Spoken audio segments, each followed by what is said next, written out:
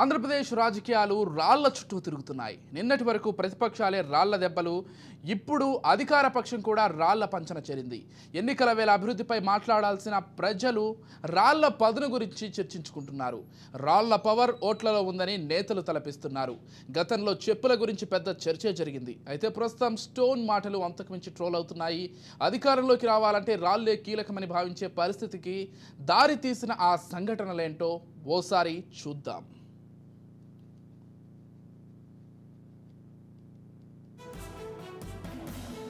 సిద్ధం బస్సు యాత్రలో సీఎం జగన్పై రాళ్ల దాడి చర్చకు దారితీసింది. సింగ్ నగర్ వద్ద ఆగంతకులు రాయి విసిరిన ఘటనలో జగన్ కంటి పైభాగాన గాయమైంది. సీఎం హోదాలో భద్రత కల్పించాల్సిన అధికారులు చేతగానితనం బట్టబయలైంది. అయితే ఎన్నికల వేళ అధికార పార్టీ ప్రచారానికి రాళ్ల దాడి అనుకూలంగా మార్చుకున్నారు. అంతేగాని ఎక్కడా సీఎం ప్రోటోకాల్లో అధికారులు పెద్దగా పట్టించుకోలేదు. సరికదా, తప్పుదోవ పట్టించేలా రాజకీయాలకు ఊతమిచ్చారు. సీఎం పర్యటనలోనే దాడికి పాల్పడ్డ సమయంలో ప్రత్యేక భద్రతా సిబ్బంది అడ్డుకునే చర్యలు సైతం నామమాత్రంగానే ఉండటం అనుమానాలకు తావిస్తోంది.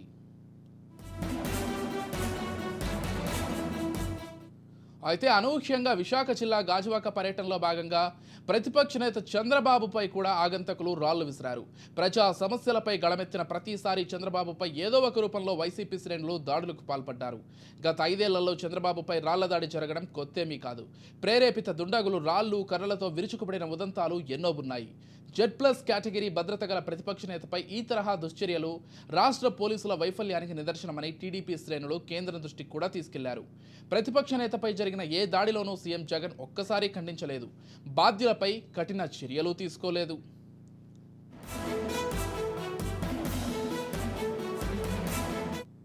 అన్నమయ్య జిల్లా అంగళ్ళులో పెద్ద బీభత్సమే సృష్టించారు. చంద్రబాబు రాకను అడ్డుకునేందుకు మూకలు ప్రయత్నాన్ని అడ్డుకోవడంలో పోలీసులు విఫలమయ్యారు. దాడులు చేసిన ప్రతిసారి బాధిత పార్టీ క్యాడర్పైనే కేసులు కూడా పెట్టారు. ఎన్ఎస్జీ కమాండోల రక్షణలో బయటపడ్డారని చంద్రబాబు రాష్ట్రపతి మర్మో, ప్రధాని మోదీలకు సైతం ఫిర్యాదు చేశారు. సాగునీటి ప్రాజెక్టుల సందర్శనలో భాగంగా చంద్రబాబు 2023 ఆగస్టు 4న అన్నమయ్య జిల్లా తంబళ్లపల్లి నియోజకవర్గం అంగల్లులో పర్యటించారు. ఆ రోజు ఉదయం నుంచి వైసీపీ శ్రేణులు కవ్వింపు చర్యలకు దిగాయి. టీడీపీ జెండాలు, ఫ్లెక్సీలు చించేసి దాడులకు దిగిన దుండగులు చంద్రబాబు వచ్చాక ఏకంగా రాళ్ల దాడికి తెగబడ్డారు. పలువురు తెదేపా కార్యకర్తలు గాయపడ్డారు. చంద్రబాబు అంగళ్ళ నుంచి వెళ్లిపోయాక వైసీపీ శ్రేణులు మళ్లీ రెచ్చిపోయి టీడీపీ నేతల కార్లను ధ్వంసం చేశారు. ఈ ఘటనలో చంద్రబాబును A1గా పేర్కొంటూ ఆయనపైనే హత్యాయత్నం కేసు పెట్టారు.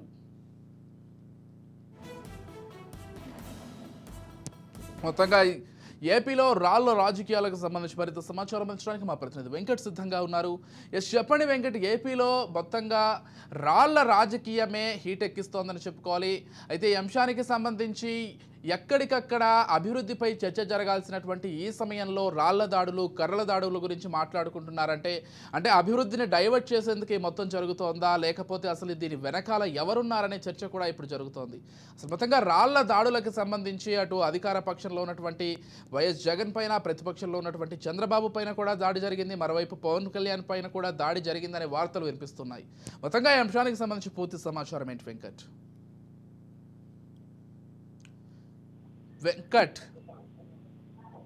విజయ్, ప్రధానంగా ఇక్కడ చూసుకున్నట్టయితే ఆంధ్రప్రదేశ్ లో రాళ్ల చుట్టూ రాజకీయాలు అయితే మాత్రం జరుగుతున్నాయని చెప్పుకోవాలి. ఎందుకంటే సీఎం జగన్మోహన్ రెడ్డిపై 2 రోజుల క్రితం జరిగిన దాడి నేపథ్యంలో ఈ రాళ్ల ఘటన అయితే వెలుగు చూసిందని చెప్పుకోవచ్చు. అయితే ఇది ఏమి కొత్తమే కాదని అయితే కొంతమంది వాదన వినిపిస్తున్న పరిస్థితి. ఇప్పుడు 2019 నుంచే ఈ రాళ్ల దాడులు జరుగుతున్న పరిస్థితి, సంస్కృతి అయితే మాత్రం కొనసాగుతూనే ఉంది.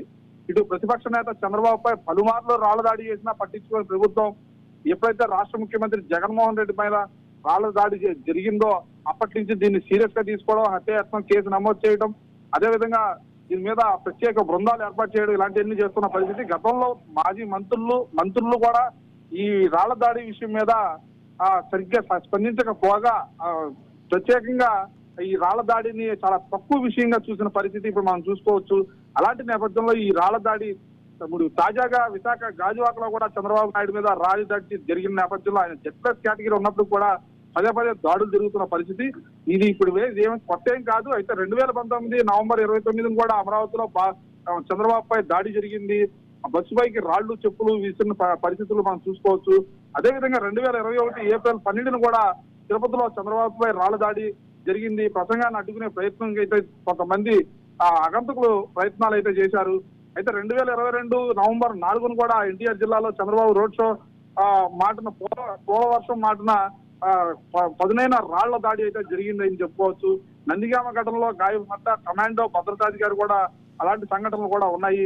2023 ఆగస్టు 4న కూడా అన్నమయ్య జిల్లాలో కొంతమంది అగంతకులు రెచ్చిపోయి ఆ అంగళ్ళలో ఎన్ఎస్జి కమాండోల రక్షణలో బయటపడ్డాడు అప్పుడు చంద్రబాబు నాయుడు. ఇలాంటి పరిస్థితులు అంటే ఇటు పవన్ కళ్యాణ్ మీద కూడా అనేక మార్లు ఇలా చెప్పులు విసటాలు రాళ్ళు దాడులు జరిగిన పరిస్థితులు ఉన్నాయి. పవన్ కళ్యాణ్ కూడా జనసేన నేత పవన్ కళ్యాణ్ కూడా అతను బ్లేడుతో గాయపరిచిన ఘటనల మీద కూడా ఆయన ఆవేదన వ్యక్తం చేసిన పరిస్థితి నెలకొంది.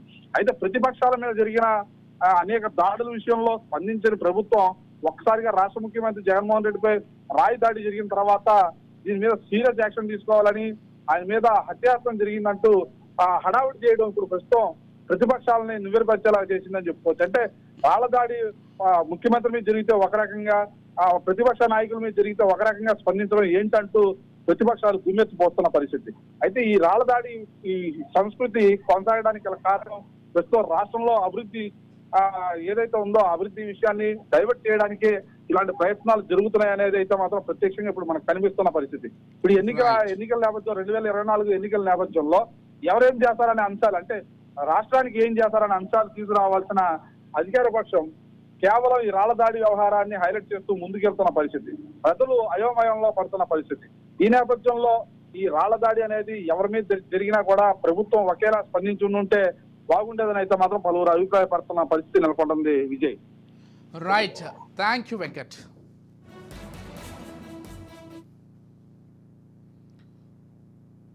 అంతేకాదు, జగన్ అధికారంలోకి వచ్చిన 2019లో ఈ రాళ్ల దాడి సంస్కృతి ఏపీలో బహిరంగంగా ఎంట్రీ ఇచ్చింది. అమరావతి అందుకు వేదికైంది. రైతులకు భరోసానిచ్చేందుకు 2019 నవంబర్ 29న చంద్రబాబు రాజధానిలో పర్యటించారు. ఆయన రాకను నిరసిస్తూ వైసీపీ శ్రేణులు కొందరు ఆందోళన చేపట్టారు. సీడాక్సిస్లో రోడ్లో నల్ల బ్యానర్లు కట్టారు. చంద్రబాబుతో పాటు సీనియర్ నేతలు ప్రయాణిస్తున్న బస్సుపైకి రాళ్లు, చెప్పులు విసిరారు. బస్సు ముందు భాగం, నాయకులు కూర్చున్న వైపు అద్దాలు పగిలాయి. ఈ అరాచకానికి బాధ్యులపై చర్యలు తీసుకోకపోగా నాటి డీజీపీ గౌతమ్ సవాంగ్ అది వారికి రాజ్యాంగం కల్పించిన భావ ప్రకటన స్వేచ్ఛగా చెప్పడంతో మరింతగా రెచ్చిపోయారు. తిరుపతి లోక్సభ ఉప ఎన్నిక ప్రచారంలో ప్రతిపక్ష నేత చంద్రబాబుపై దాడి ఘటనలో కార్యకర్తలు గాయపడ్డారు. 2021 ఏప్రిల్ 12న తిరుపతిలో ప్రసంగిస్తుండగా దుండగులు ఆయన్నే లక్ష్యంగా రాళ్లు విసిరారు. Z+ కేటగిరీ రక్షణ వలయంలో ఉన్న తనకే భద్రత లేకపోతే సామాన్యుల పరిస్థితి ఏంటని ఆనాడు బాబు మండిపడ్డారు. పోలీసులు దుండగులను పట్టుకోకపోవడాన్ని నిరసిస్తూ అక్కడే నేలపై బైఠాయించారు. చివరకు కాలినడకన ఎస్పీ కార్యాలయానికి వెళ్లి ఫిర్యాదు చేశారు. అధికారం శాశ్వతం కాదన్న సంగతిని వైసీపీ పూర్తిగా మర్చిపోయిందంటున్నారు కొంతమంది ప్రతిపక్ష నేతలు. భయభ్రాంతులతో రాజకీయాలు చేసేలా కొంతమంది ప్రవర్తనను సీఎం జగన్ పెద్దగా పట్టించుకోలేదంటున్నారు. పశ్చిమ గోదావరి జిల్లాలో నారా లోకేష్ చేపట్టిన యువగళం పాదయాత్ర తాడేరులో కొనసాగుతున్న సమయంలో ఆయనపై దాడికి పాల్పడ్డారు. ఈ సంఘటన 2023 సెప్టెంబర్ 5న చోటు చేసుకుంది. కర్రలు, రాళ్లతో విరుచుకుపడ్డారు. అడ్డుకోబోయిన టీడీపీ కార్యకర్తలను చితకబాదారు. పోలీసులు ప్రేక్షకులుగా మిగిలిపోయారు. ఈ దాడిలో ఉండి మాజీ ఎమ్మెల్యే శివరామరాజుతో పాటు పలువురు నాయకులు గాయపడ్డారు. ఓ కానిస్టేబుల్ తలకు బలమైన గాయమైంది. పశ్చిమ గోదావరి జిల్లాలో నారా లోకేష్ పై దాడి 2023 సెప్టెంబర్ 5న యువగళం పాదయాత్రలో ఘటన. రాళ్లు, కర్రలతో టీడీపీ కార్యకర్తలపై అటాక్ చేశారు. ఇక గత ఏడాది ఏప్రిల్ 22న ప్రకాశం జిల్లాలో జరిగిన ఓ ఘటనలో ఏకంగా మంత్రి ఆదిమూలపు సురేష్ సమక్షంలో రాళ్ల దాడి జరిగింది. చంద్రబాబు ఎర్రగొండపాలెనికి రాకుండా అడ్డుకోవాలని ముందస్తుగా కార్యకర్తలను రెచ్చగొట్టారు. మంత్రి తన క్యాంపు కార్యాలయం వద్దకు నల్లదుస్తులతో వచ్చి చొక్కా విప్పి మరీ సవాల్ చేశారు. టీడీపీ అధినేత వాహనం వచ్చే సమయానికి సుమారు 200 మంది రోడ్డు వెంట నిల్చొని గో బ్యాక్ అంటూ ప్లకార్డులు, నల్ల జెండాలు, నల్ల బెలూన్లు ప్రదర్శించారు. చంద్రబాబు వాహనంపై రాళ్ల దాడికి పాల్పడ్డారు. భద్రతా సిబ్బంది బుల్లెట్ ప్రూఫ్ షీట్లను అడ్డుపెట్టి ఆయనకు రక్షణగా నిలవడంతో ముప్పు తప్పింది. ఎన్ఎస్జీ కమాండెంట్ సంతోష్ కుమార్ తలకు రాయి తగిలి బలమైన గాయమైంది. నాటి దుశ్చర్యను సీఎం జగన్ ఖండించలేదు. దోషులపై చర్యలు లేవు.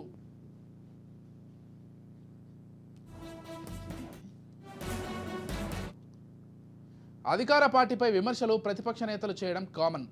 ఆ కోణంలోనే టీడీపీ బాదుడే బాదుడు కార్యక్రమానికి పిలుపునిచ్చింది. 2022 సెప్టెంబర్ 4న ఎన్టీఆర్ జిల్లా నందిగామలో చంద్రబాబు రోడ్డు షోలో చేపట్టారు. ఓ దుండగుడు భవనంపై నుంచి పూలతో పాటు పదునైన రాయి విసిరాడు. పూలను బలంగా విసురుతున్నట్లు గమనించిన ముఖ్య భద్రతా అధికారి అప్రమత్తమై చంద్రబాబుకు అడ్డుగా నిలిచారు. ఈ ఘటనలో ప్రత్యేక కమాండ్ అధికారికి దెబ్బ తగిలి తీవ్ర రక్తస్రావమైంది. అది జరిగి ఏడాది అవుతున్న నిందితులు ఎవరో గుర్తించలేదు. హత్యాయత్నం కేసు పెట్టాలని టీడీపీ నేతలు రిమాండ్ను పెద్దగా పట్టించుకోను లేదు. సరికదా ఐపీసీ సెక్షన్ 324 కింద పోలీసులు సాధారణ కేసు నమోదు చేశారు.